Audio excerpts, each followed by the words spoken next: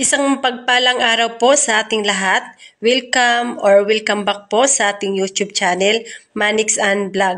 Sa araw na ito, muli po nating pag-aralan at pag-usapan ang salita ng Panginoon. Ang pamagat po ng ating pag-usapan ngayon ay pinamagatan ko pong Knowing the False Doctrines. Sabi po ng 1 Timothy 4 verse 1 and 2, maliwanag ang sinasabi ng Espiritu na sa mga huling araw ay tatalikuran ng ilan ang kanilang pananampalataya. Susunod sila sa mapanglinglang na espiritu at sa mga katuruan ng mga demonyo.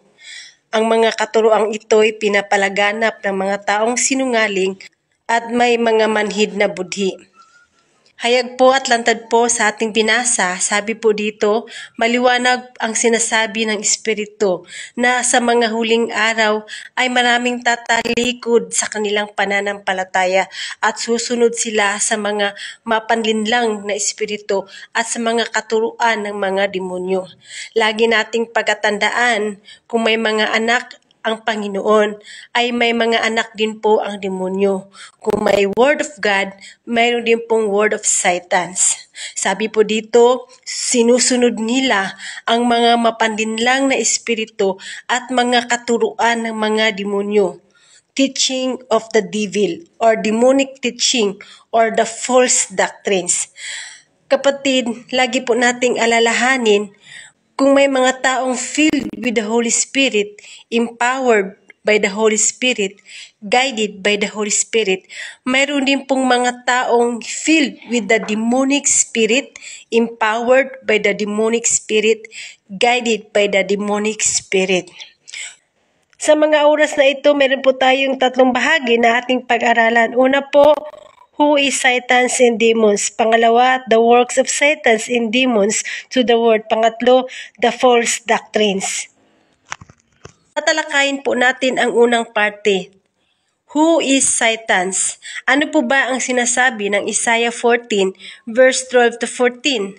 Sabi po dito sa verse 12, O maningning na bituin sa umaga, anak ng bukang liwayway, bumagsak ka rin sa lupa at nahulog mula sa langit, ikaw na napasuko sa mga bansa. Hindi ba't sinabi mo sa iyong sarili, aakyat ako sa langit at sa ibabaw ng mga bituin ng Diyos, ilalagay ko ang aking trono, uupo ako sa ibabaw ng mga bundok, sa tagpuan ng mga Diyos sa malayong hilaga. Verse 14, aakyat ako sa ibabaw ng mga ulap, papantayan ko ang kataas-taasang Diyos. Sabi po dito, kapatid, gusto po ni Satanas na maging kapantay ang Diyos. Gusto niyang angkinin ang trono ng Diyos. Yung lahat ng mga papuri at pagsamba at kaluwalhatian na para lamang sa Panginoon, gusto niyang angkinin. Sabi ng pahayag 12 verse 7 to 12, pagkaraan nito ay nagkaroon ng digmaan sa langit. Si Miguel at ang kanyang mga anghel ay nakipaglaban sa dragon at sa mga kampo nito. Natalo ang dragon at ang kanyang mga kampon at hindi sila pinayagan manatili sa langit. Itinapon ang napakalaking dragon, ang matandang ahas na tinatawag na Diablo at Satanas, na nandaya sa buong sanlibutan. Itinapon siya sa lupa kasama ang lahat ng kanyang mga kampon. At narinig ko ang isang malakas na tinig mula sa langit na nagsasabi, dumating na ang tagapagligtas ng Diyos. Ipinamalas na niya ang kanyang lakas bilang hari. Ipinamalas din ni Kristo ang kanyang kapangyarihan sapagkat itinapon na mula sa langit ang nagpaparatang sa mga kapatid natin araw at gabi sa harapan ng Diyos. Nagtagumpay na ang mga ito laban sa Diablo sa pamamagitan ng dugo ng Kornero, sa pamamagitan ng kanilang pagpapatotoo sa salita ng Diyos at buong puso nilang inialay ang kanilang buhay hanggang sa kamatayan. Kaya't magalak ang kalangitan at lahat ng naninirahan dyan, ngunit kalagim-lagim ang daranasin ninyo lupa at dagat. Sapagkat ang matinding puot ng Diablo ay babagsak sa inyo, alam niyang kaunting panahon na lamang ang nalalabis sa kanya. Nagkaroon po ng digmaan sa kalangitan. Si Miguel Arcangel ay nakipaglaban po sa isang dragon or tinatawag na Satanas. Dahil gusto po ni Satanas ay maging kapantay ang Diyos. Gusto niyang lahat ng mga papuri at pagsamba at kaluwalhatian na para lamang sa Panginoon, gusto niyang angkinin. Kaya nga po natalo po si Satanas at kasama ang lahat ng kumampi sa kanya at sila po ay tinapon dito sa lupa. Ngayon ay dadako naman po tayo sa pangalawang parte ng ating pag-aralan, The Works of Satan and Demons to the World. Sabi po ng 2 Corinto 4 verse 4, hindi sila sumasampalataya sapagkat ang kanilang isip ay binulag ng Diyos ng kasamaan sa daigdig na ito upang hindi nila makita ang liwanag ng magandang balita tungkol sa kaluwalhatian ni Kristo na siyang larawan ng Diyos. Kaya nga po hindi po nakakapagtaka kung bakit napakaraming tao po ay hindi naniniwala sa salita ng Panginoon, which is the Bible, dahil sila po ay spiritually blind, bulag spiritually, or bulag sa katotohanan. Sabi ng Isaiah 6 verse 9, at sinabi niya, humayo ka at sabihin mo sa mga tao, makinig man kayo ng makinig ay hindi kayo makakaunawa, tumingin man kayo ng tumingin ay hindi kayo makakakita. Bubulagin po ng dyablo ang isip ng tao upang hindi niya maunawaan, maintindihan ang salita ng Panginoon. Kapag ayaw niyo pong intindihin, ayaw niyo pong tanggapin, kapag ayaw niyo pong unawain or paniwalaan ang salita ng Panginoon, you are spiritually blind. Bulag po kayo spiritually. Kaya nga po, hindi nakakapagtaka kung bakit nagawa po ni Judas Iscariote na ipinagkanulo si Jesus.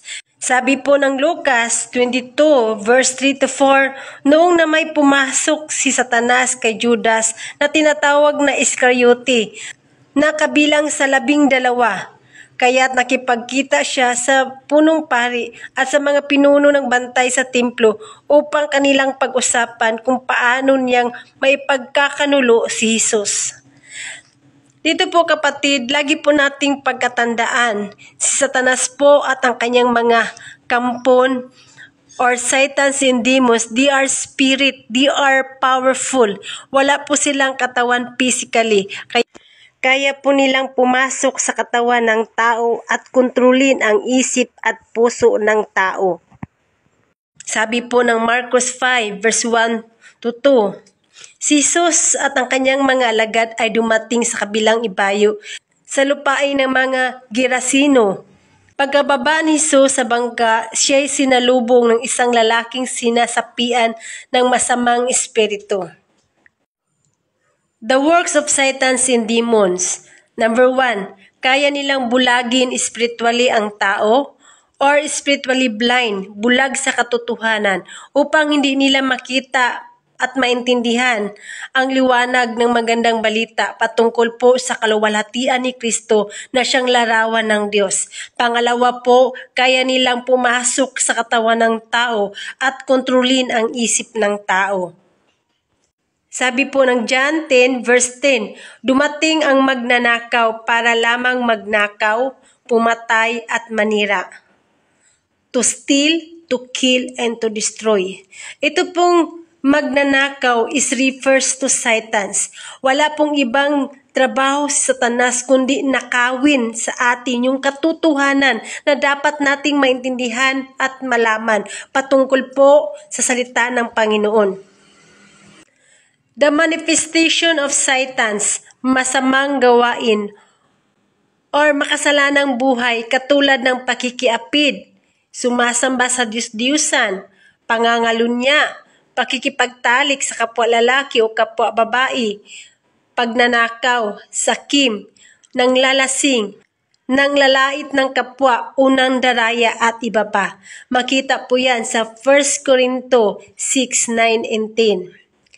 Sabi ng 2 John 1 verse 9 to 11, Ang hindi nananatili sa turo ng Kristo, kundi nagdaragdag dito, ay wala sa Kanya ang Diyos. Sinumang nananatili sa turo ng Kristo, ay nasa sa Kanya ang Ama at ang Anak. Verse 10, sinumang dumating sa inyo na ibang turo ang dala, ay huwag ninyong tanggapin sa inyong bahay, ni huwag ninyong batiin. Verse 11, sapagkat ang bumabati sa Kanya ay nagiging kaisa niya sa makasalanang gawain. Dito po, hayag po at lantad po sa ating binasa, sino mang dumating sa ating bahay na nagtuturo ng wala sa Biblia, kapatid, sabi po ng Panginoon, huwag po nating batiin, huwag po nating patuluyin, kapatid. Hindi po nating batiin dahil tayo po ay nakiisa sa masamang gawain. Sino man yan sila, professional man sila, mga maganda or mga gwapo, mga mayaman, kapag sila po ay nagtuturo na wala sa Biblia, sabi po ng Panginoon, maging kaisa po natin sila sa masamang gawain.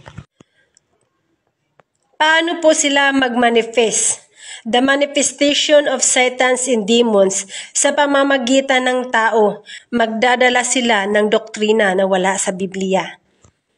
Sabi po ng 1 Timothy 4 verse 1 to 3, maliwanag ang sinasabi ng Espiritu na sa mga huling araw ay tatalikuran ng ilan ang pananampalataya. Susunod sila sa mga mapanlinlang na espiritu at sa mga katuruan ng mga demonyo. Verse 2, ang mga katuruang ito'y pinalalaganap ng mga taong sinungaling at may mga manhid na budhi. Verse 3, ipinagbabawal nila ang pag-aasawa at mga uri ng pagkain. Ano po ba ang doktrina na wala sa Biblia? Number 1, ipinagbabawal nila ang pag-aasawa. Sa Roman Catholic Church, ipinagbabawal nila ang pag-aasawa sa mga pari at sa mga madre. Ngayon, titingnan po nating mabuti kung ano po ba ang sinasabi ng Biblia patungkol po dito. Sabi po ng 1 Corinto 7 verse 8 to 9, ito naman ang masasabi ko sa mga walang asawa at sa mga byuda. Mabuti pa sa kanila ang mananatiling katulad ko na walang asawa. Ngunit kung hindi sila makakapagpigil sa sarili, mag-asawa na sila. Mas mabuting mag-asawa kaysa hindi makapagpigil sa sarili sa matinding pagnanasa. Para po sa mga hindi pa po nakakaalam, si Apostle Paul po or si Apostle Pablo, siya po ay isang binata.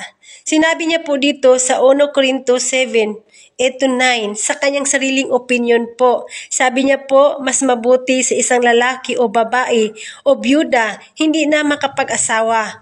Para sa kanya po, mas maganda po yung walang asawa. Kung ikaw po ay maglilingkod sa Panginoon, dahil mas makapokus po sa paglilingkod sa Panginoon. Kapag ikaw po ay uuwi ng bahay kahit na gabi, walang maghihintay sa iyo or magagalit sa iyo or walang maghahanap sa iyo. Sa kanya lang po yun, opinion lang po ni Apostle Pablo. Pero kapag ikaw po ay hindi makapagpigil sa iyong sarili, mas mabuting mag-asawa kaysa magkasala ka. Mas mabuting mag-asawa ka kaysa magkasala ka na hindi makapagpigil sa sarili. Mas mabuting mag-asawa ka kaysa magkasala ka sa matinding pagnanasa. Kapag ikaw po ay hindi makapagpigil sa iyong sarili sa matinding pagnanasa ng laman, mas mabuti pong mag-asawa kaysa magkasala. Bakit po? Dahil ang tao po ay meron po tayong instinct sa sex. Normal po yan sa tao. Even po ang mga hayop, meron din po silang instinct sa sex. Normal po yun. Always remember, kapatid, kapag ang isang binata or dalaga nagkasala sa pamagitan ng pakipagtalik or sex without the license of marriage, nagkakasala po sila ng fornication. At kapag ikaw naman po ay may asawang tao at nakikipagtalik ka sa may asawa, ikaw po ay nagkakasala.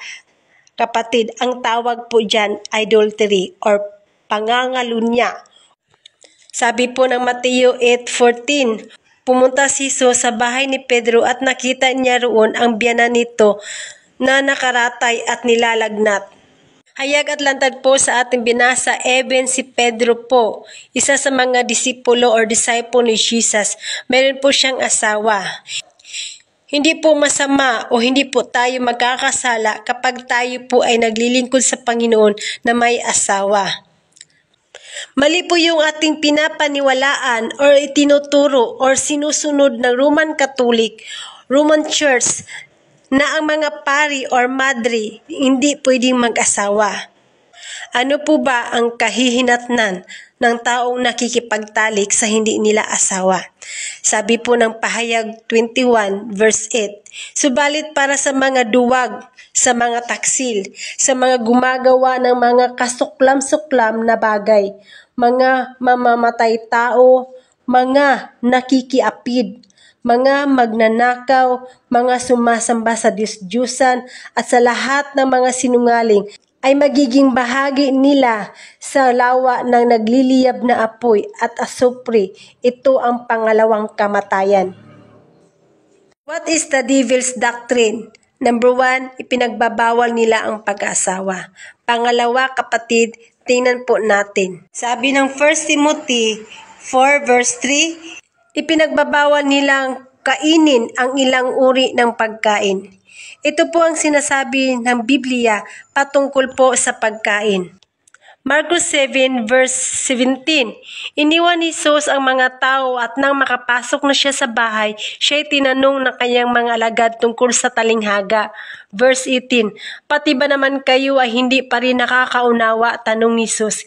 Hindi ba ninyo alam na hindi magiging marumi ang isang tao dahil sa pagkaing ipinapasok niya sa kanyang bibig? Verse 19, sapagkat hindi naman iyon pumapasok sa kanyang puso, kundi sa tiyan, at pagkatapos ay idudumi. Sa ganitong paraan, ipinahayag ni Jesus na ang lahat ng pagkain ay maaring kainin. Verse 20, at sinabi rin niya, ang lumalabas sa tao ay nagpaparumi sa kanya sa paningin ng Diyos. Verse 21, sapagkat sa loob, sa puso ng tao, nagmumula ang masasamang isipang nag-uudyok sa kanya upang makiapid, magnakaw, pumatay, mangalunya, mag-imbot, gumawa ng kasamaan tulad ng pandaraya, kahalayan, pagkainggit, paninirang puri, pagmamayabang at kahangalan. Verse 23, ang lahat ng masasamang bagay na ito ay nanggagaling sa puso at dahil sa mga ito ay nagiging marumi ang tao. Sabi ng 1 Corinto 8 verse 8, ang pagkain ay walang kinalaman sa katayuan natin sa harap ng Diyos. Walang mawawala sa atin kung hindi tayo kumain ng ganong pagkain. At wala rin kabutihang maidudulot sa atin kung kumain man tayo niyon. Sabi rin po ng Romans 14:17, sapagkat ang paghahari ng Diyos ay hindi patungkol sa pagkain o inumin. Ito ay patungkol sa matuwid na pamumuhay, kapayapaan at kagalakan na ipinagkaloob ng Espiritu Santo. Kapag pinaniwalaan niyo po at tinanggap at sinunod ang salita ng Diyos, you are obeying God. At kapag kayo po ay walang kaalam-alam sa Biblia, lalo na rin sa Diyos. At kung ikaw ay walang interes sa Biblia, pati na rin sa Diyos. Hanggang dito na lang po, I pray and I declare na kahit papaano mayroon po tayong natutunan sa araw na ito. So, huwag niyo pong kalimutan, paki-like, subscribe, and paki-click po ang bell button upang makaka-update po kayo sa another upload po natin na video. God bless po sa ating lahat.